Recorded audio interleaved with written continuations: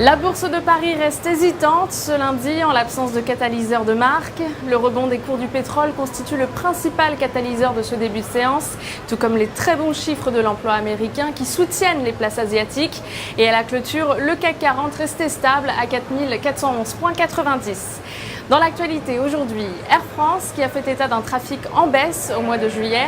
L'activité des compagnies Air France, KLM et HOP a reculé de 0,6% avec 7,5 millions de passagers transportés en raison du mouvement de grève des personnels navigants commerciaux. L'impact de cette grève de 7 jours sur le résultat d'exploitation est estimé à 90 millions d'euros.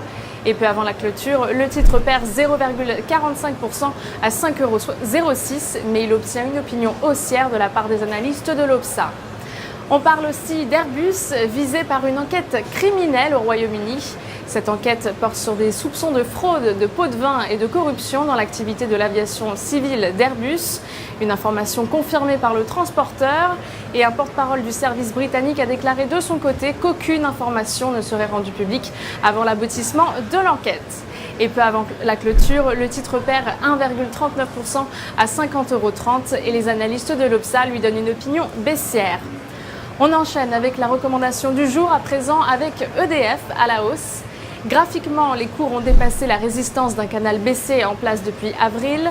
De plus, les moyennes mobiles à 20 et 50 jours viennent juste d'effectuer un croisement haussier. Enfin, le RSI a dépassé une oblique descendante.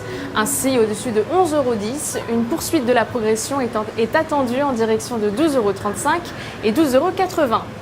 Pour jouer cette valeur, nous vous conseillons l'achat du Warrant Call C840T d'Unicredit avec un prix d'exercice à 12 € et une date de maturité située au 21 décembre 2016. Pour Trading Central en direct depuis Wall Street, c'est Stéphanie Texier. À très bientôt.